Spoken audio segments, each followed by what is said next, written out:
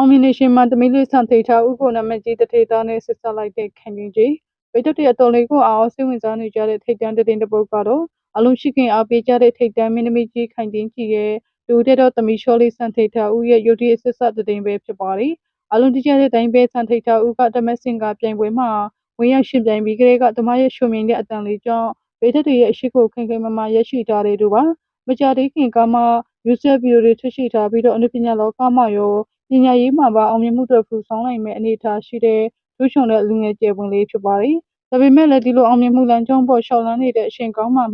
ရုတ်တရက်အိမ်တောင်ပြုမယ်လို့သတင်းတွေတက်ပေါ်လာတဲ့အတွက်ဗိဒတ်တွေအားလုံးအတော်လေးကိုအောင်မြင်သိခဲ့ရပါတယ်။သတင်းတွေရဲ့ဖော်ပြချက်အရ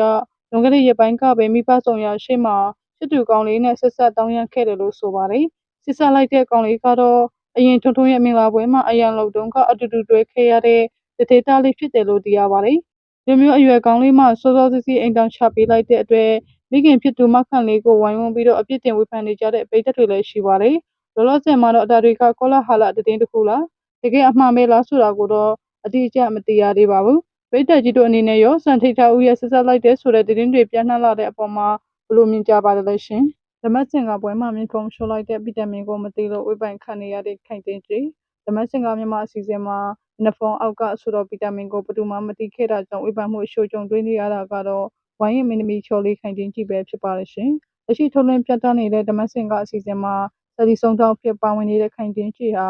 နဖုံအောက်ကလူကိုဆုံးထောက်လုပ်နေပြီးမြဲဗီတာမင်ဆိုတာဘာလို့လဲဘာလို့တာလဲဆိုတာကိုမသိခဲ့တာကြောင့်စင်ပေါ်မှာဘာပြန်ပြောရမှမသိပဲကြောင်တောင်ဖြစ်သွားခဲ့ရတာပါ။တကယ်တော့မျက်နှာဖုံးဆိုပြီးပါဝင်ခဲ့တဲ့ဗီတာမင်ဆိုတာကတော့စုံဝင်ထက်နဲ့အတူအလေးပြန်လောကမှာလူတွေများလာခဲ့တဲ့တစ္ဆာဆိုတော့ဒီဥဆောင်တို့ဖြစ်ပါတယ်။အထူးသဖြင့်မိန်းကလေးပိတ်သက်တွေကတော့ဗီတာမင်ရဲ့ချစ်စရာကောင်းတဲ့ပုံစံလေးကြောင့်ကိုရီးယားမင်းသားလေးတူလို့တက်တက်လို့အားပေးဝင်ရနေကြတာပါ။ဒီလိုမျိုးလူငယ်တွေကြားထဲမှာအတော်လေးရေပန်းစားပြီးတက်တက်လို့အားပေးခြင်းခံနေရတဲ့ဗီတာမင်ကိုတခြားတစ်ဖက်မှာရှိတဲ့လူကြီးပိုင်းတွေနဲ့ခိုင်တင်းကြည့်တို့လိုဝိုင်းရဲ့အနုပညာရှင်တွေကတော့ဘယ်သူမှတည်တည်ချာချာတတိမထားမိခဲ့ကြပါဘူး။အခုလေခိုင်တင်းကြည့်တဲ့ရောက်ဓမ္မစင်ကစင်မြင်ထက်မှဗီတာမင်က